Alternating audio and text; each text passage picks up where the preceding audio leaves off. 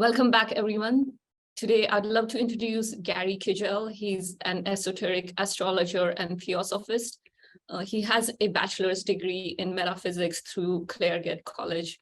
And today we are going to talk about his awakening experience as well as his insights on pathways to higher consciousness and his background in astrology. Welcome, Gary. Thank you, Sima. I'm delighted to be here. Thank you. Yeah, I really appreciate your time. I think your background is fascinating. You have so many years of experience. You have over 30 years of experience in it's close to 40 now. I must update my bio. Wow, yeah, that's a magnificent experience, and that's why I feel like what you share, it will be very valuable for me and the listeners. So first, I wanted to begin with your background, like how you got interested in these topics, and what was your pathway into awakening? Yes, Suma. Well, I'm a typical working class lad from Dundee, a declining industrial city on the northeast coast of Scotland. I grew up doing the usual things as a boy, like playing football, watching football, playing games. It was when I got to the age of about 17 or 18, I started to feel life had a deeper meaning, and things were entering my consciousness, thoughts and feelings that were very unknown to me. I felt I was at somewhat a crisis stage because one part of me felt fascinated at by the fact there was an inner life of some description, but the other part of me thought this is so at odds with my background and the people that I know, and it was a rather confusing period, I would have to say.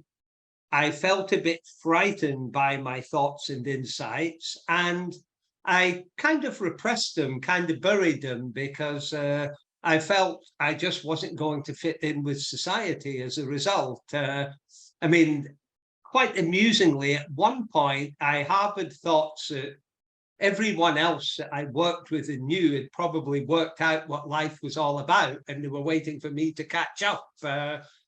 You know, there was no one I knew who could act as a mentor in terms of esoteric spirituality and the thoughts I was having. It was only about 5 or 6 years later when I truly awakened to the esoteric and the spiritual path that I realized what my earlier thoughts were all about.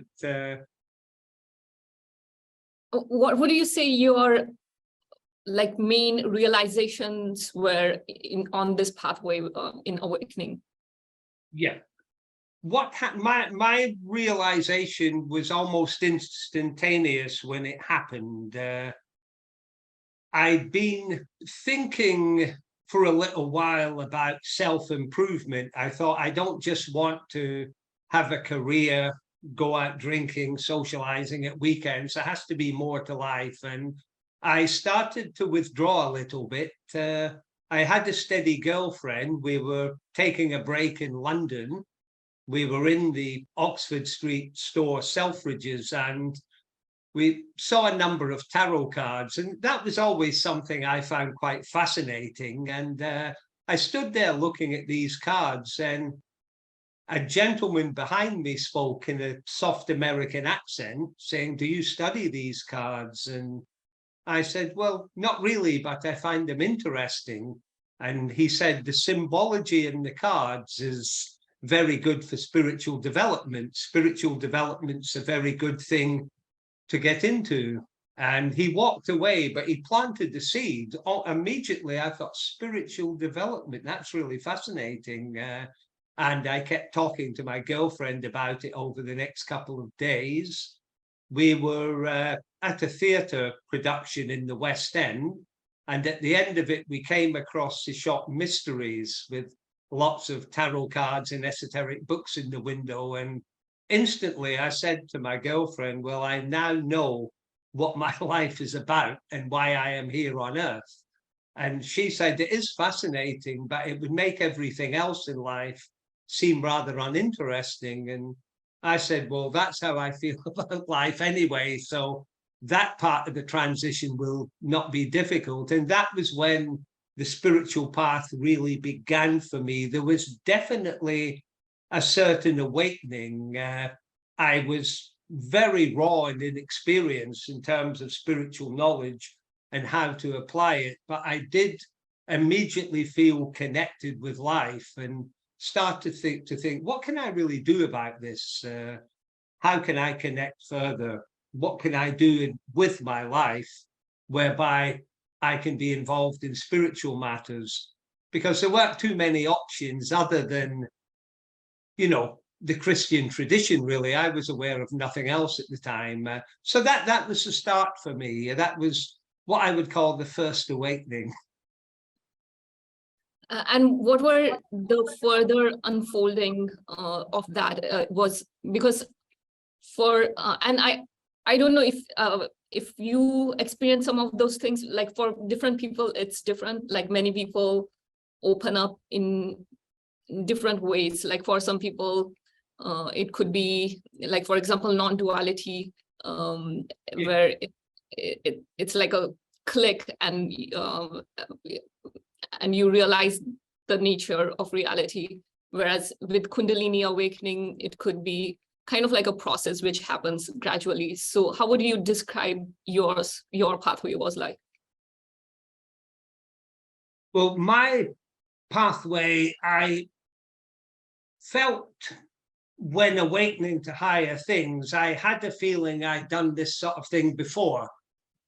I started reading esoteric books, and on the whole, they were very easy for me to understand. I didn't have any difficulties with higher worlds and spirit, soul, and personality, or whatever paradigm one wished to choose. I began by studying the Western mystery tradition, and it went on for a little while. Then my girlfriend gave me a book on astrology. She said she felt that I would be good at astrology, and I began studying it. I really felt an inner impulse. It manifested in many ways as a feeling of responsibility in me that I had to use a more Christian term, go about my father's work.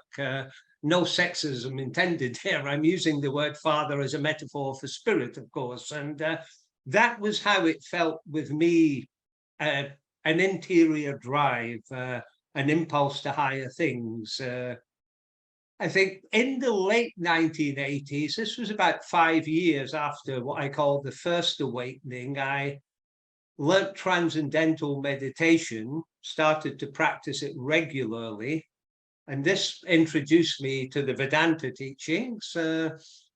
Although I didn't feel transcendental meditation as a movement, in inverted commas, was for me. This was at the time I was reading Alice Bailey and Theosophy, and I lent more towards that. And while some theosophists describe the teachings as coming from the Neoplatonists, particularly Plotinus, I always saw Theosophy more as what I call join the dots Vedanta. It's an elaboration on the Advaita Vedanta, paradigm. That's how I saw it. And I then became involved with a chap called Douglas Baker, who was an English esotericist. A lot of his books were based on the writings of Alice Bailey and Theosophy. And I had what's called a ray analysis from him. I was very interested in the teachings of the 7 rays, and I wanted to know which particular rays, divine archetypes, that were influencing me.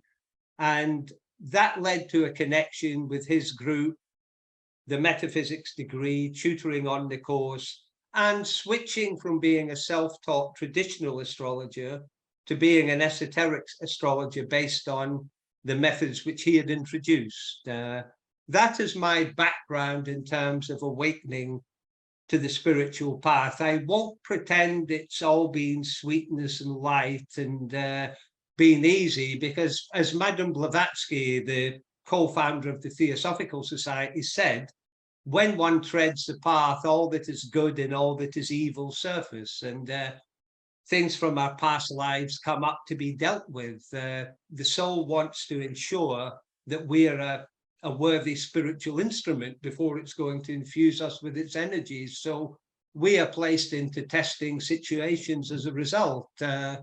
Positively, of course, these are signposts on the path, but they can be challenging. We all have a residue of karma that must be dealt with, and some of my karma is clearly challenging. I had a fairly serious illness throughout my 30s, which incapacitated me, but gave me the time to study and absorb the principles of the wisdom teachings.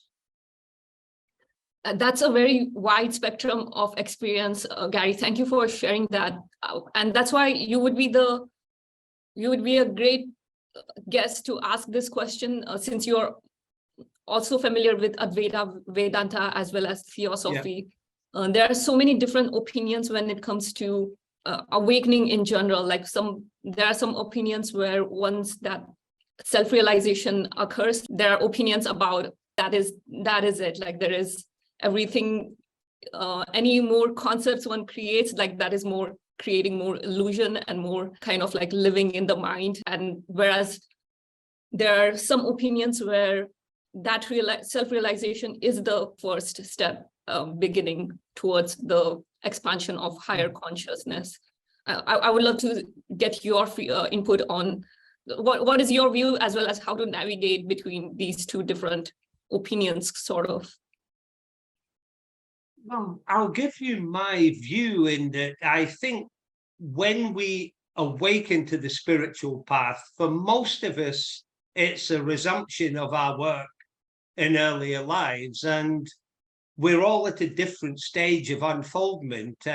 There's nothing elitist here. If I look out into my garden, some of the plants are starting to flower, but most of them will come later. And my mentor, Douglas Baker, for example, he had no background in the esoteric until his late 20s, and he was introduced to esoteric teachings and meditation then, and he was having experiences which in the East one would describe as samadhi, what we would call the eternal now these days.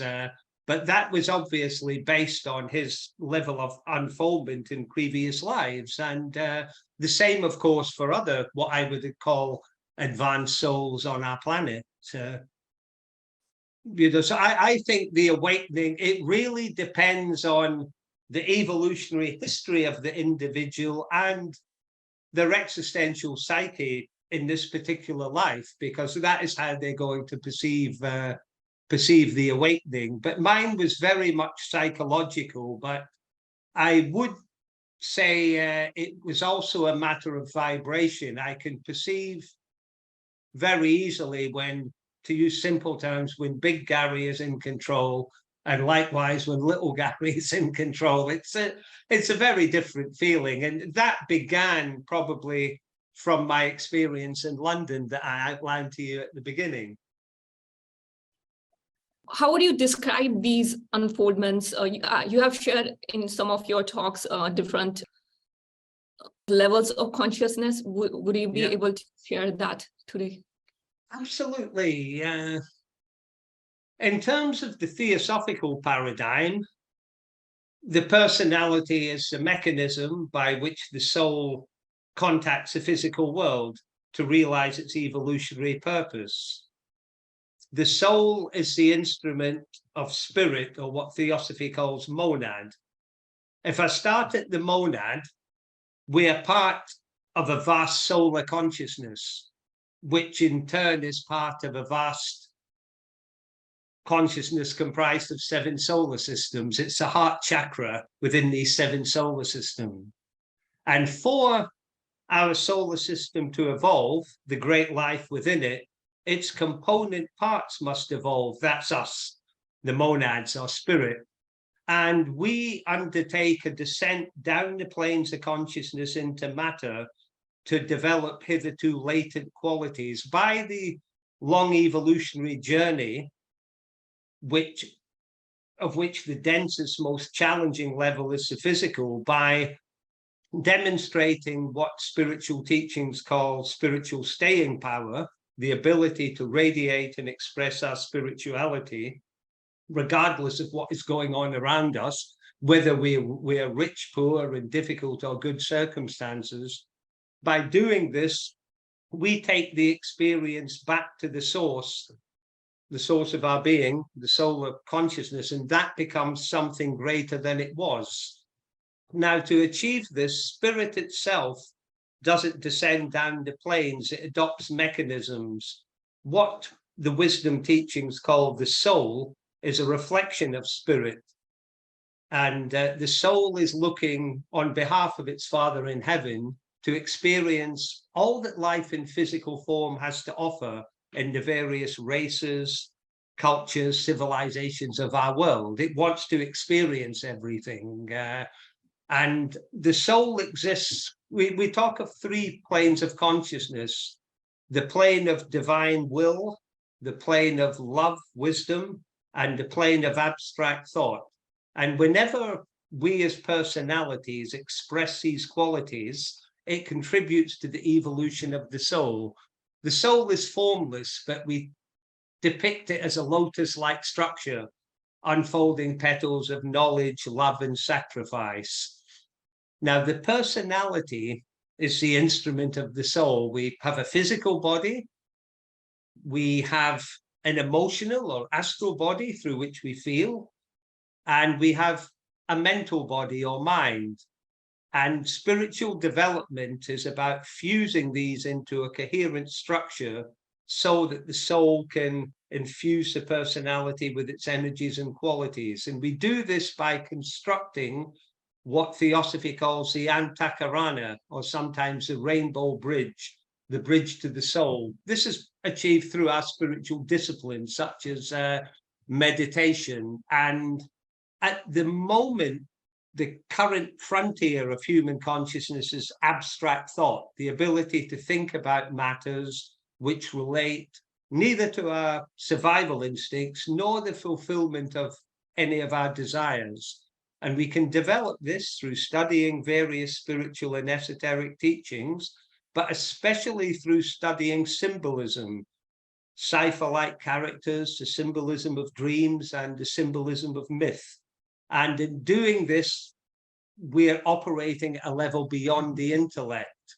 Of course, at the moment, certainly in the Western world and in India and China, many people have developed the intellect beyond the level it really should be. It's been developed to the nth degree. And the next stage is to go beyond that, to think abstractly. Then after that, we begin to unfold the heart chakra. I'm talking about humanity here, through expressing love wisely and wisdom lovingly, the qualities such as compassion, empathy, inclusiveness, and so on. So we've got spirit, soul, and personality, and it's a long evolutionary journey for the soul. Theosophy often uses a symbolic number of 777. It says 700 lives to unfold the knowledge petals, gaining knowledge of the world, 700 to unfold the love petals, then the last 7 lives are lives where the personality performs acts of great personal sacrifice for the benefit of evolution. And of course, by that stage of one's evolutionary journey, they are spiritually advanced and very strongly connected to the intent of the soul. And therefore, whilst it appears as great sacrifice to us, it is very much a natural form of behavior for someone at that level of evolution. I mean, that's the constitution in a nutshell, with me also seeking to outline the purpose of it, which of course is important.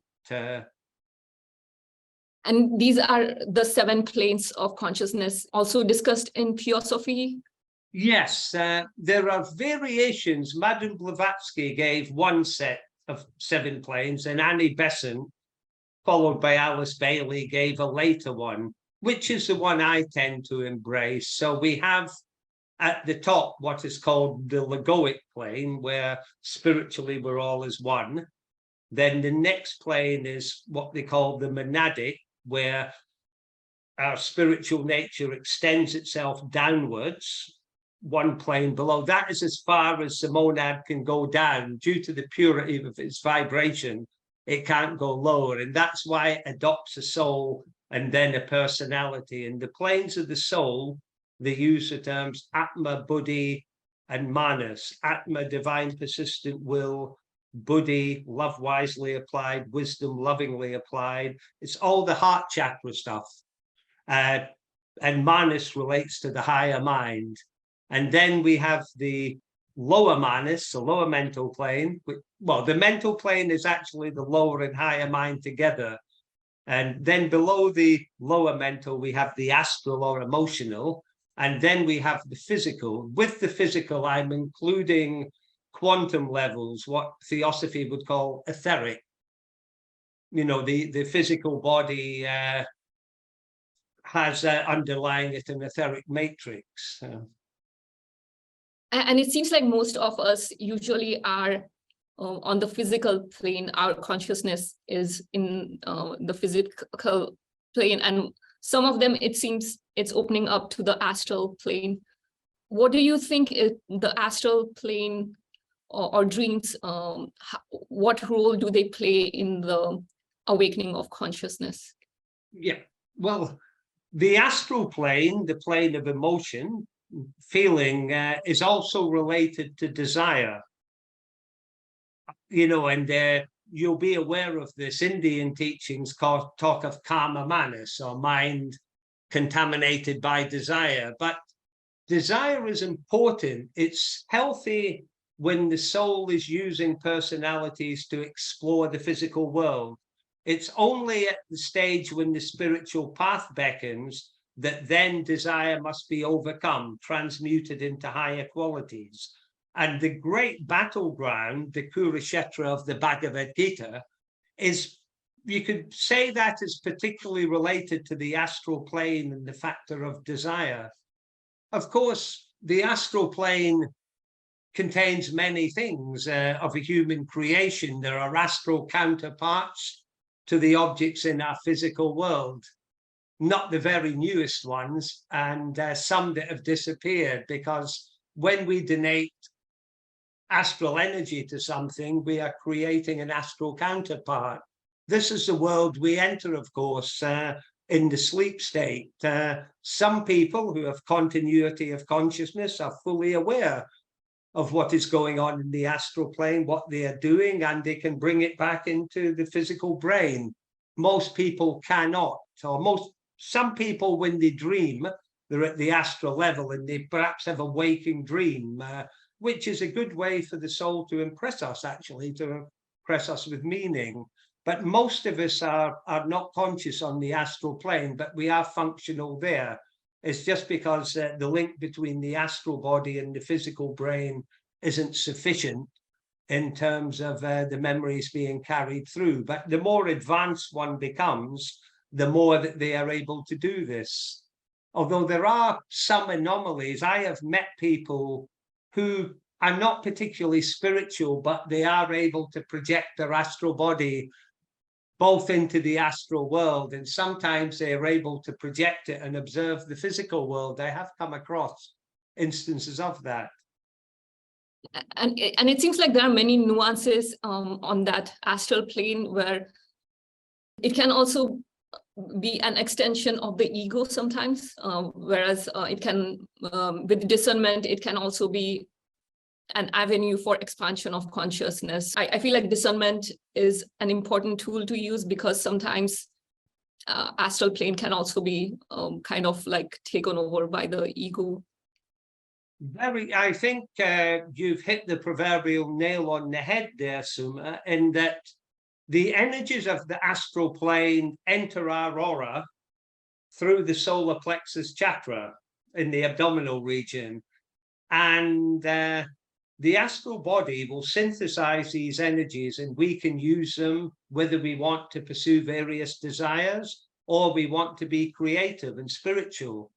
And the key to the latter, being creative and spiritual, is transmuting the solar plexus chakra energies of the astral plane into the energies of the heart chakra, which corresponds to the Buddhic plane, one of the planes of the soul.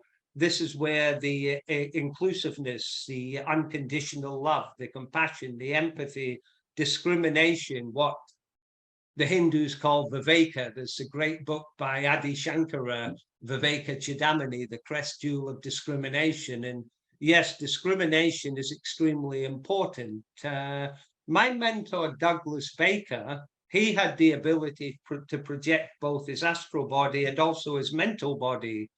And he said it's preferable to project the mental body because you have a clearer perspective. The astral plane, it's very easy for the illusion to take over. He cited an example once where he believed he was looking at the Akashic records and actual historical events, but later he realized he was looking at what certain humans were thinking and feeling about those earlier events. That's just a particular example. And of course, you have a lot of different entities on the astral plane. You have humans in the sleep state. You have humans who have just died, passed, left the physical body. They spend time on the astral plane, some longer than others. You have various elementals. You can have some people who are, well, you would call them deceased people who are earthbound spirits. Often their vibrations are of a low nature. You know, you have drug addicts, alcoholics, etc., trying to obsess human bodies to get the physical experience. You have ghosts where people have perhaps died a particularly unpleasant death and can't let go of it, and they haunt a particular area. You have the various elementals and devas. It's a whole range. It's a whole range of beings there.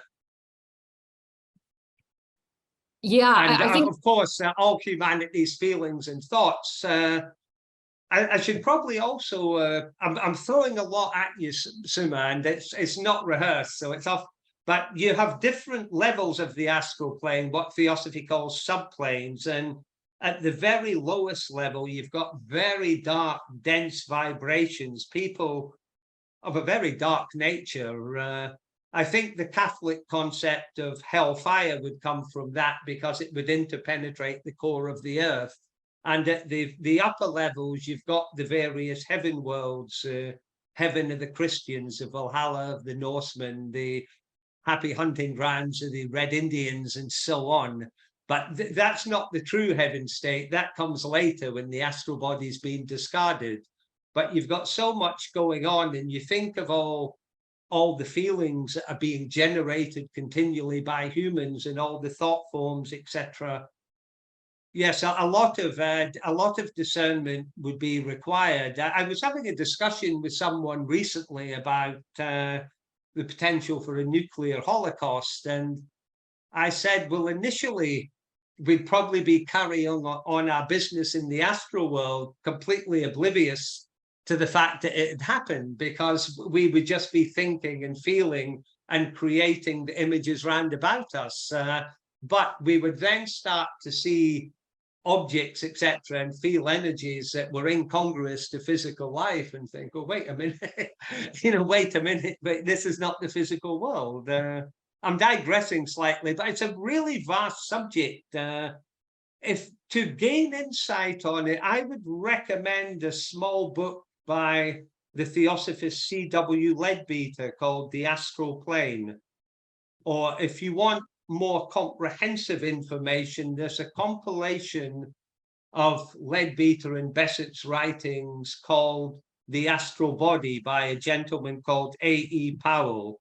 They're good ones to get the mind thinking about what's going on there.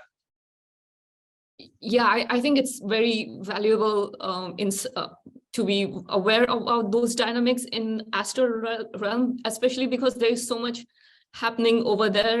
It can, if someone is new, like, it can be quite hard to process. Also, not just in the astral plane, but also the information that comes to the physical plane from astral plane, when Some people share about some of these experiences, like sometimes it could be misinformation because of engaging in. Well, that's another excellent point you've raised, because Madame Blavatsky made the point about spiritualism, that you have to be very careful. I mean, spiritualists will sometimes claim to be in touch with historical figures and so on, and it's very easy for any deceased human or a mischievous elemental to assume the form of somebody at will and then act as if they are that individual. I mean,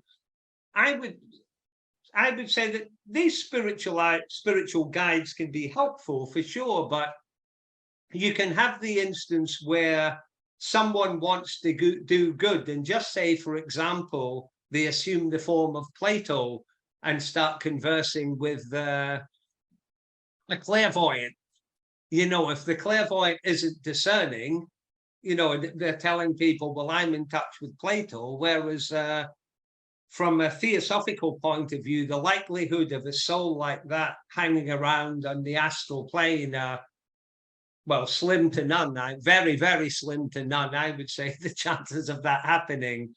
But yeah, given you can assume any form at will, it's a fascinating subject, as are near-death experiences, and people give accounts of meeting their loved ones who have already passed. It's always led me to think, well, that may be true, or it may be simply the soul of the individual creating those forms. It's difficult to say. The soul is all-knowing, of course, and would be aware of all these things. But I do think we have to be very careful, and it is the plane of illusion. So if you're treading the path, you have to very much bear that in mind. And Blavatsky's classic work, The Voice of the Silence, actually advises against developing what are referred to as the lower cities. I mean, if one has, we're talking about what theosophy terms lower psychism. If one has psychic abilities, fantastic, and use them for the benefit of humanity, but that in itself is not creating that antakarana, that bridge to the soul and relating to the soul. If you're doing good, it's good karma for sure, but serious spiritual development is all about connecting with the soul and being a spiritual instrument in action, radiating love, compassion. And I can't emphasize strongly enough performing acts of spiritual service. By that, I mean any acts that benefit humanity or the planet in general. I mean, when one thinks of the Vedanta teachings, for example, that we're all aspects of the transcendent being, aspects of Brahman, that it's only Maya that prevents us from seeing our interconnectedness. You know, this Maya, it renders this transient world as real and enduring, and we're talking to each other now and probably perceiving each other as separate entities, whereas in essence we are one and the same. And so to perform service, etc., it's very, very natural. Yeah, I think it's important to be aware about these dynamics in the dream plane, because because sometimes when these messages come through through certain spiritual teachers, it's not only those lower astral planes could not only be misleading the spiritual teacher who's bringing through those messages, but also the listeners who are listening to them. They may, even if they don't fall for the message, they may be turned off by the whole pathway of spirituality. Yeah. I do note, I mean, the great Eastern teachers, etc., they demonstrated spirituality and action. There wasn't that emphasis upon phenomena as such. You know, they imparted, I think, both sound metaphysical principles and also very advanced forms of psychology. I know here in the West, you know, psychology had its advent really in the late 19th century. You had William James, who incidentally was a theosophist, and you had various psychologists that followed, notably Sigmund Freud, who, in my opinion, did a very good job of describing the lower instinctual nature in his concept of the id. And then you had Carl Jung, who, in my opinion, made a very, very important contribution to human evolution by describing how archetypes or divine ideas, the intent of the divine, register within our psyche as symbols. And if we can apprehend that and understand the symbolic language of the soul communicated to us through dreams and meditations, we function at the level of abstract thought and we build that bridge to the soul. And more than that, we are creating energy reservoirs that other people can attune to. The more humans who tread the path, the more that will follow.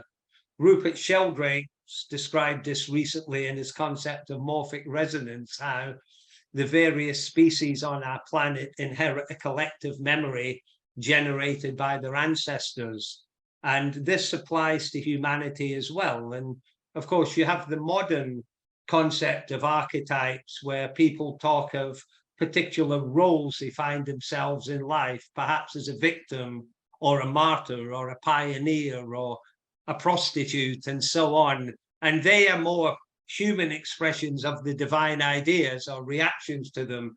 But ultimately, by treading the path, connecting with the soul, we express the divine ideas in accord with the evolutionary plan when we are attuned to the soul, or what Carl Jung called the self. I mean, this is a vast subject, of course, and I'm digressing slightly, but it's just because I have experience in these different areas. No, I think you are on point, because I was going to bring up Carl Jung's work, especially when it comes to subconscious and dream plane. That's another that seems to be one major thing to work through in the dream plane, with not just our own personal subconscious, but also collective subconscious. Can you comment on that? Absolutely. I'm going to mention also the Italian psychiatrist Roberto Assagioli, who knew Carl Jung. Their psychologies were rather similar. And he came up with the concept of psychosynthesis, which synthesis within the psyche, the merging of soul and personality. And Carl Jung spoke of a collective unconscious, and what he was really describing was our relationship to the various planes of consciousness we were discussing earlier, the inner worlds. And what you are mentioning, which is spot on, is that we have our personal unconscious related to experiences in our lives, in our past lives, but also there is the collective unconscious of humanity, which also influences us.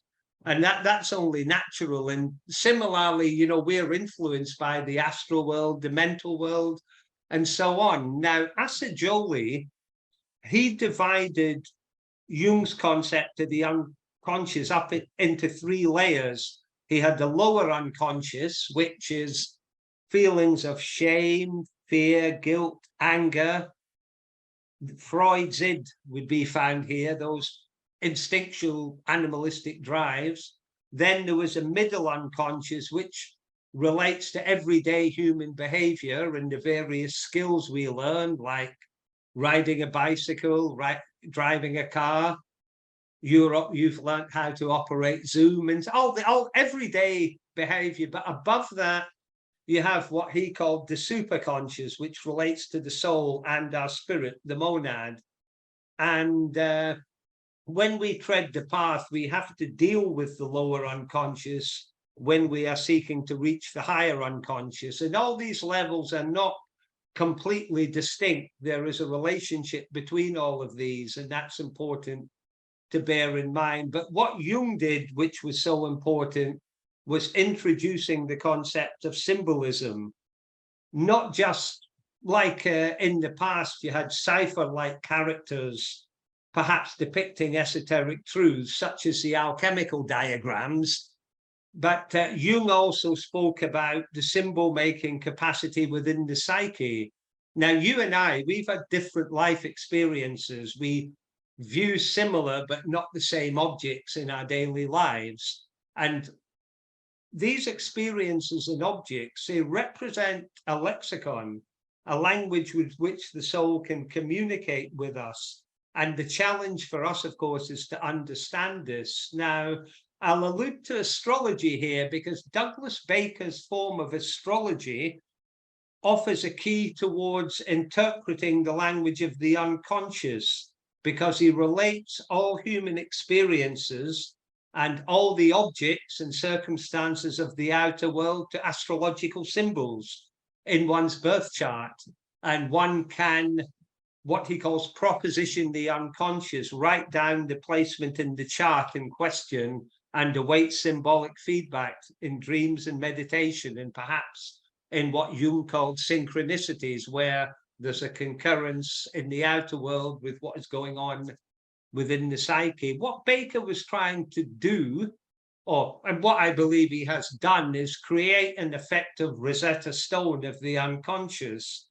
Before Pierre-Francois Bouchard discovered the Rosetta Stone, when Napoleon was in Egypt, Westerners didn't have a clue what these hieroglyphs meant, but the Rosetta Stone offered a key.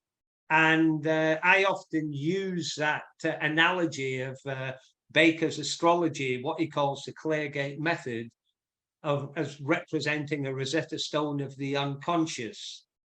Vast subject, and one of my favorite ones.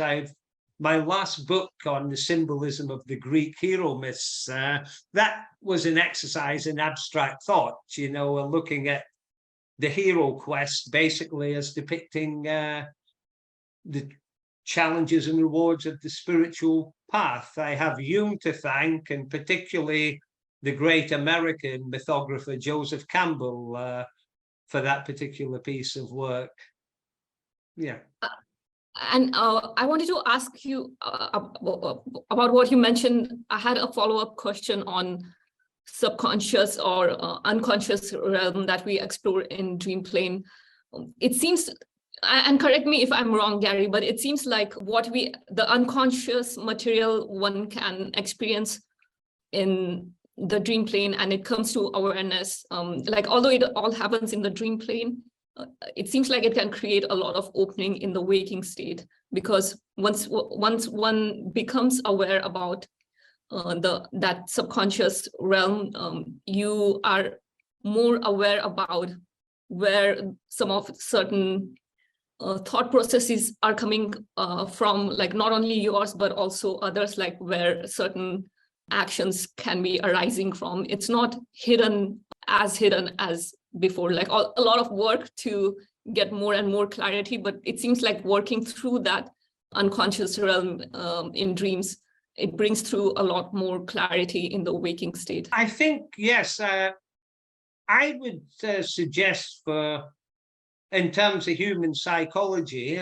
awareness of the astral plane and all that it entails can greatly enhance one's development, not to become over-involved with it. I mean, we see manifestations of the astral plane when someone gets angry or when someone is particularly happy and so on. And there are influences around us all of the time affecting our astral body.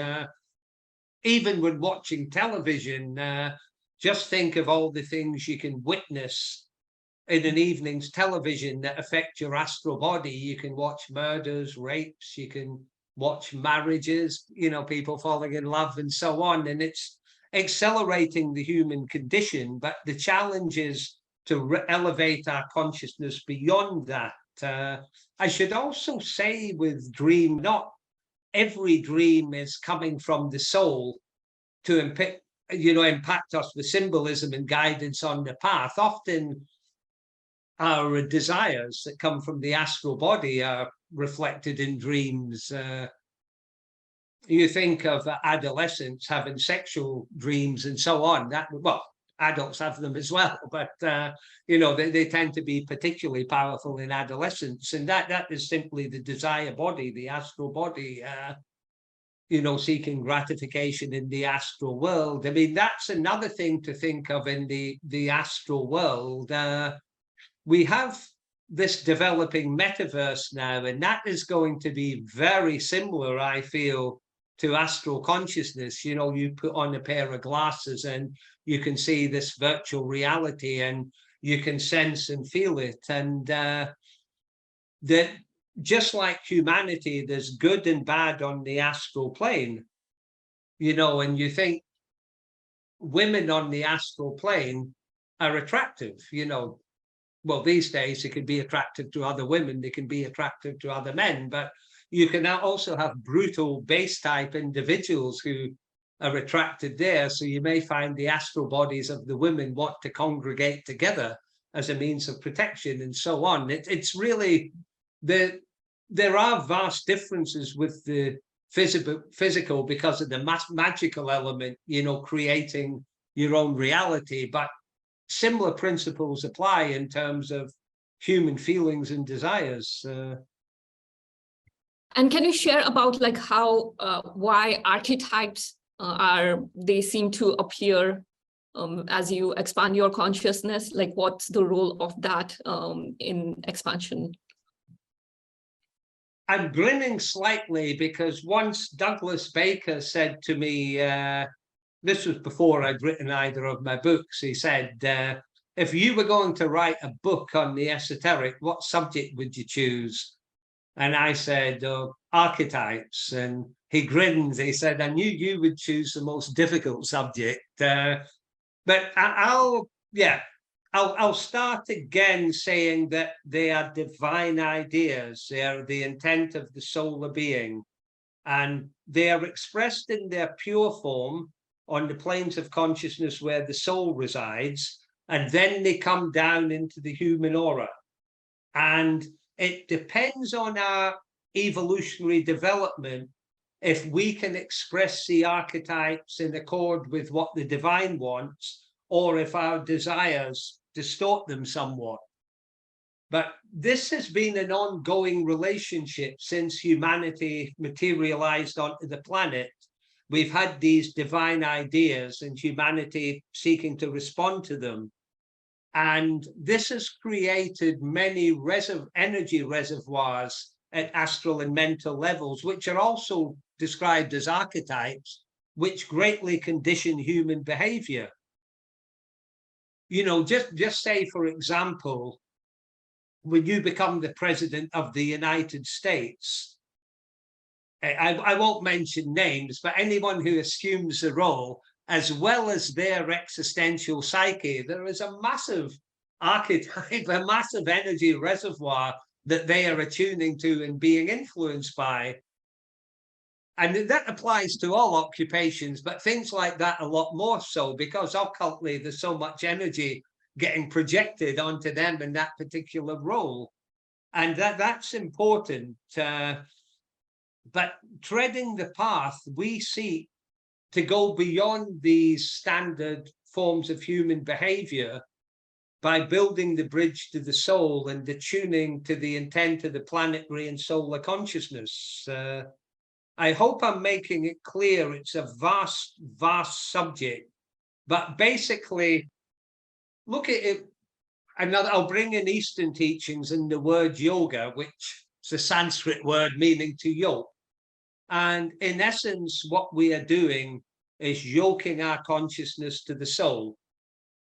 And the soul is part of a planetary consciousness. So when we do this, we share in the energies and powers of the great life and souling our planet, which is a chakra within the solar consciousness. So we become aligned to the evolutionary intent, and we express the archetypes then in their pure form via our soul. Whereas if we're simply functioning as a personality, we are then particularly attuned to all the energy patterns, energy reservoirs generated by humanity in its everyday affairs. You know, I would say, for example, like a relationship between two people, there are archetypes involved, you know, two lovers getting married, two enemies, and so on. I mean, the human psyche is particularly good at producing enemies, you know, at a lower level. It tends to thrive when it's got the other to project all what Jung called its shadow qualities onto. But so we have the patterns of everyday humanity and all the different archetypal roles. And then we have beyond that the level of the soul and the archetypes in their pure form as divine ideas, which we seek to align ourselves to. It is a very vast subject. I personally, I think the wisdom teachings, which Theosophy is a part of, go very well with Jung's psychology. I'm not sure when Jung was alive if he would have agreed in that respect, but I think they very much complement each other. And I do see our planet in the stage of unfoldment, and advanced souls come into incarnation at different times to offer teachings that can further the human condition. And I'm a big fan of Jung's in that respect. That's what I feel he is, as did Blavatsky, of course, particularly the previous century. I mean, there are others, of course, but I'm naming ones in my particular field. Obviously, Adi Shankara, when he synthesized the Gita, the Upanishads, and the Brahma Sutras into Advaita Vedanta, that to me is the pinnacle of Indian thought. And it may be equal, but it cannot be surpassed at the current level of human consciousness, the understanding that those great teachings offer us. A lot can open up in the dream realm. In the beginning, it may seem like it doesn't make sense, like all these dreams, some of them are so weird, but it's kind of like learning a new language of symbolism. Very much so, yeah. One thing I could have said about the astral plane, not about dreams, but people who astral project, who can do it, who are on the path, they would use that ability to help others in the astral world. Perhaps people have died and they're telling them, look, you're in the astral world now, or perhaps there's been a disaster on the planet, say a plane crash, then people who are capable of astral projection can go and assist the survivors, etc. You know, things of that nature. You think of the war in Ukraine at the moment, it's not the only war on our planet, it's the one that receives coverage in the West, but going to situations like that and helping people coming out of the physical body who are very distressed, you know, leaving loved ones behind and so on, that's the sort of work that these people, you know, would be doing. Are doing, sorry. Yeah, I think it's almost like learning a whole new language and understand. And a lot of stuff in dream realms, it's very cryptic as well as concise. Like there are so many details in little things that appear in the dream. I agree, and of course, the Greeks had the god Hermes as the messenger of the gods, and the Romans Mercury, and that is what Carl Jung called the psychopomp, the soul guide. Hermes or Mercury as an intermediary between the realm of the gods and humanity, and he is a symbol for the human mind in its lower and higher capacity. And whilst he is a psychopomp who can give us meaning, particularly through symbolism, he is also a trickster, but that is the lower mind and the inability of the lower mind to understand the symbolism coming from the unconscious. We say Hermes is the trickster, but it's really the human mind that can be the trickster in that respect. Yeah, it's a process of opening up. And how do all these different dynamics of archetypes and monad and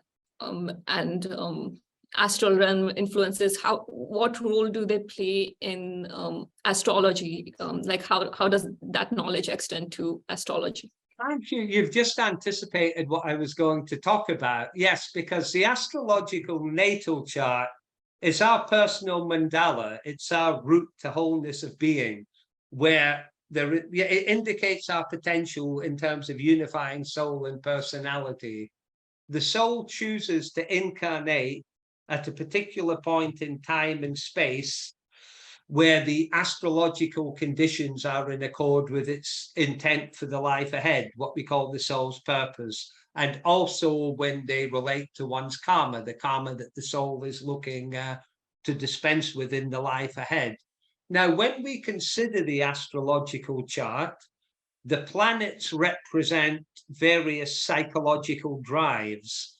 And these psychological drives are conditioned by the signs in which the planets are found at the time of one's birth. And then we have what are called houses, which are related to the point in time and space where one was born. And they are various areas of life experience. They are lower reflections of the archetypal energies of the sign. So you have planet signs and houses which condition the psyche in a certain way. And the Greeks and Romans, they had the pantheons of gods, and there's a strong correspondence with these and the psychological qualities of the planets. And as a result, various planetary placements in our chart predispose us to certain archetypes, archetypal experiences and archetypal expressions in terms of our behavior. That's how they relate together, because the birth chart is a response to the needs of the cosmos, and it conditions us in a certain way. But again, there are very many different layers, different possibilities in terms of expressing the archetypal qualities in the chart. We talk about quantum superpositioning these days, where there are different ways one can express the planetary energies, and that depends primarily on the evolutionary development of the soul, allied to the choices that the personality is making in the life in question. Of course, these are largely determined by one's connection to the soul. If one is strongly connected to the soul, they're more likely to flow with the evolutionary intent indicated in the chart, whereas if they're not, it's more likely to be desires that one is pursuing within the chart. But yeah, so the planets in the signs and the houses in the natal chart, natal chart indicates various archetypal predispositions. And more than that, in esoteric astrology, we say that the soul expresses its purpose through the rising sign in the chart, the sign on the eastern horizon at birth. So in this form of astrology, that is why the time of birth, as you know, is so very important. And there are various ways one can express the soul in accordance with the particular archetypal qualities of the sign in question. For example, I'm a Libra ascendant, and my life, I have had to learn lessons about treading what Buddhists call the middle way, balancing the affairs of the inner and outer worlds, the spiritual with the material. I tend to be very strong in one-to-one relationships. Obviously, I work as an astrologer, which involves that, but I also learn and grow, particularly through one-to-one relationships. And I've also had to learn through many years of experience that my true partner is the soul. Libra is partner orientated. And whilst we can have a beautiful relationship in the outer world, two people can grow together, ultimately the real partner is the one within. And as you probably know, so many people get into difficulties in relationship by projecting spiritual qualities on the partner, what Jung called the anima and animus. No one can possibly live up to that image for any great length of time. But there are certain lessons of Libra, and not getting stuck in metaphorical cul-de-sacs, but rather proceeding onwards, on the highway of consciousness. It is a fault of mine. I always opt for an easy life. It's just my psychology, and one of the lessons has been not to do that, you know, So to take on challenges. do these charts sort of kind of give a glimpse into what are the tendencies a person has, and how to energetically align yourself for like your work or personal life? Yeah, I mean, looking at a chart, whether it's mine or a client's, I'm particularly looking at a configuration called the soul's purpose aspect. Now, that indicates areas where the soul can energize the personality, so it's particularly effective. So that can relate to occupations or spiritual work, and also looking at ways in which the soul is looking to improve the personality as its instrument of expression. Perhaps, you know, one can be drawn into experiences that may not be particularly pleasant, but they offer one the opportunity to learn and to grow. But looking at all the planets in the chart in terms of how one can affect psycho-spiritual development, I will consider other things like the parents, one's financial situation, one's, you know, education and so on, but primarily looking to assist the person in terms of connecting with the soul and expressing its intent. Now, traditional astrology, I think, does a wonderful job in terms of character portraits. I think that's very good. You know, esoteric astrology is about the purpose of the soul and ways in which it can be expressed.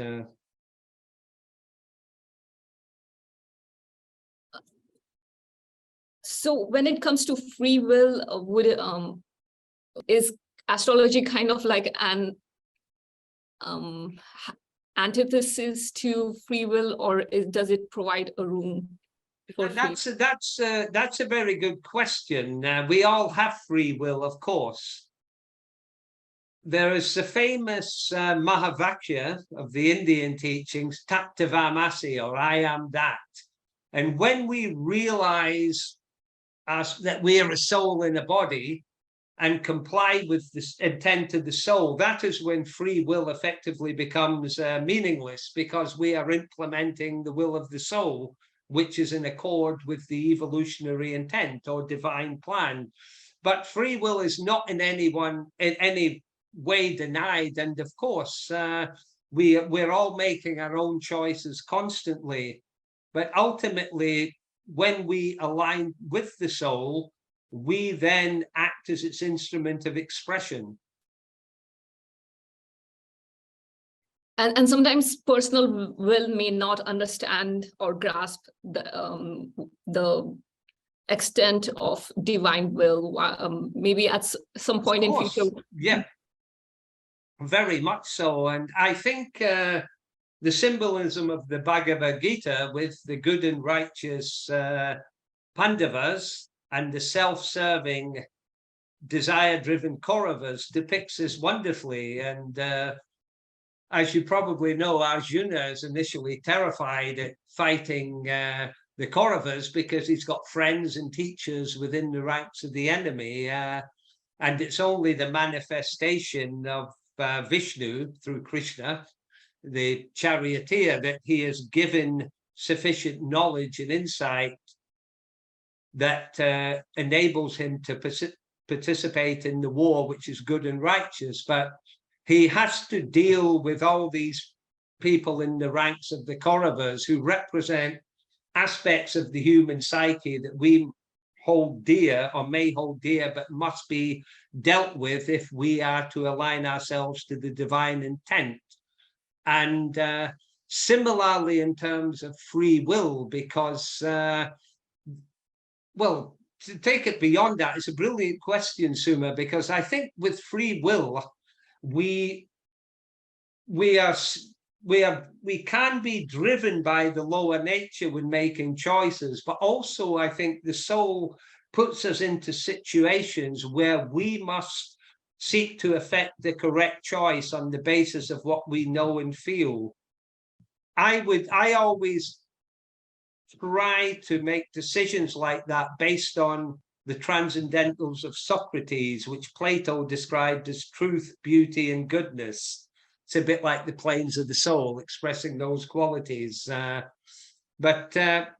I think the great dynamic that really enables us to grow is we are social creatures, and it's through human relations that we learn more about ourselves, and also we are challenged, etc. But that is how we grow spiritually. And of course, this is all reflected in the astrological natal chart as well. But if it was simply as easy as we could just live like hermits and have enough food and drink and shelter and just concentrate on our spirituality, that would be a bit easier. But when the soul puts us certainly into a body in the Western world, it's not about that.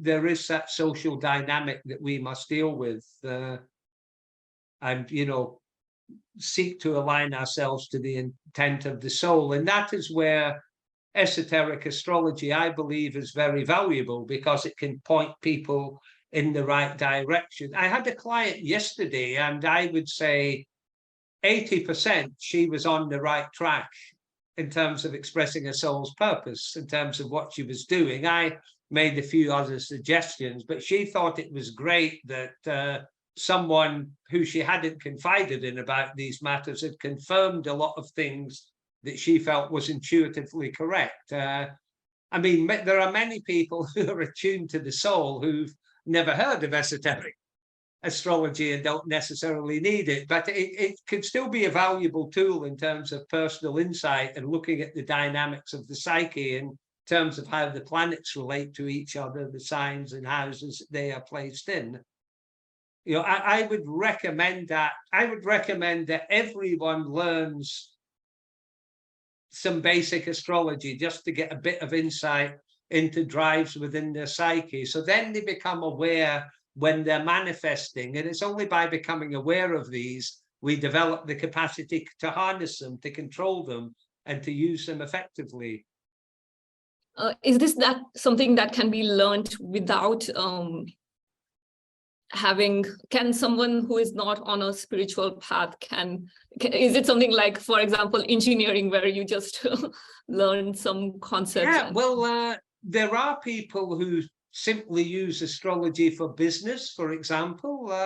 There are all different levels. I think it's like every other tool at humanity's disposal. We can use it for personal ends, desire-driven, or we can use them for what we at least believe is for the good of humanity and the evolutionary process. So yes, and I dare say throughout history there have been many rulers who have had astrologers who have consulted them in terms of an appropriate time to have a battle, for example, or to take actions beneficial to their reign. So yes, it's been used to those effects throughout history. And I mean, there are people today who use astrology as a means of investing on the stock market. So someone could become astrologer and be able to give a precise reading without being involved in any of this awakening pathway, or yeah, I think in terms of a portrait of the personality, yes. I think without a background in metaphysics, doesn't have to be academic or intellectual, but they must realize the nature of the soul and what the soul is seeking to achieve if they're going to succeed at esoteric astrology. Otherwise, they're likely to struggle a bit. A good analogy is in Blavatsky's Voice of the Silence, where she talks of the soul as a potter molding the clay of the personality. You can think of a rotating wheel and a potter, perhaps say creating an urn that can receive the energies of the higher planes. And it takes many lives to model the symbolic clay of the personality into a suitable spiritual instrument. But if you can look at the chart from the perspective of the soul on a long evolutionary journey, it's got a particular purpose in this life, and you can offer guidance, then, you know, that can be of great assistance to the person spiritually.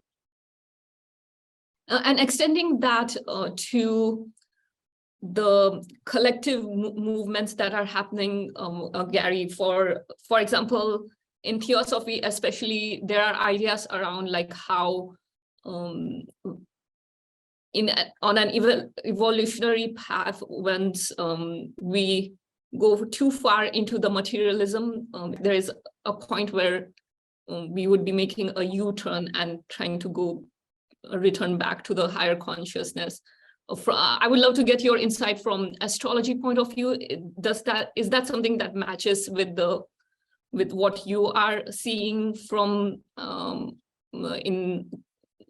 I don't know if you are able to read the influences of planets on the collective movement, like how things are shaping. Yes, of course. I mean, in astrology, that's referred to as mundane astrology, which is a little bit of a misnomer, but looking at planetary affairs, it's not what I do per se, but I obviously have my eye on the fact that Pluto has just gone into Aquarius, for example.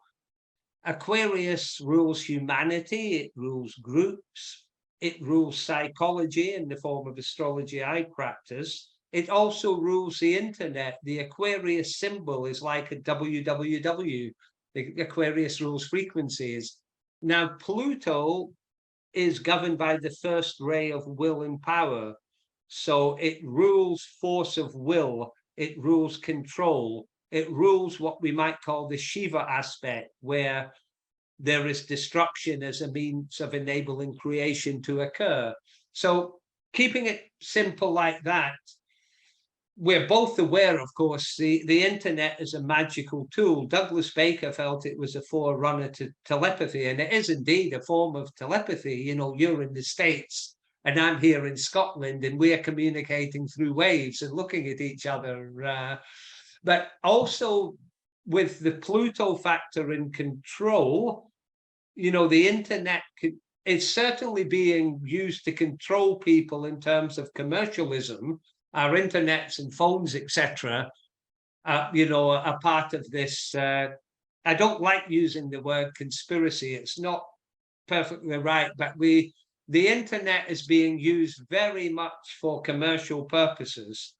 You know, a friend of mine conducted an experiment with his wife. They would have the phones and computers switched off, and they would talk about consumer objects, and then they'd go online again and they would appear as advertisements. You know, there's that going on. And I mean, to me, that's a reflection of Western culture. We're caught up in this consumerist culture at the moment. But there is, of course, a danger it can be used for things a bit more sinister and political manipulation and surveillance and so on. But it all depends on the level of consciousness of the people involved. I'm not a conspiracy theorist per se, but I do have certain misgivings about what's going on in our world at the moment. But I would quote my mentor Douglas Baker here. I don't have the rays in my psychology. I don't have the components in my birth chart to take that on as an individual. So I just try to posit the good in life, and hopefully I am growing and I'm helping others to grow. And often that is the best we can do. But I think there is wonderful potential for humanity at this stage, but we have to remove all these barriers within the human psyche. I think, you know, we had tribes, now we have nations, and things are seen apart. There's desire for control and power in our world and so on. And they're all just silly games as far as I'm concerned.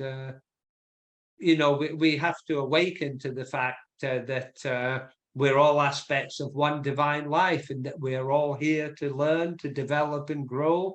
And of course, our solar system is the heart chakra of a greater being, the second ray of love, wisdom. Heart chakra qualities are so important. unconditional love. Not I will love you if you love me. That's the astral plane. That's selfish, jealous love. But just I will love you regardless as an aspect of the divine.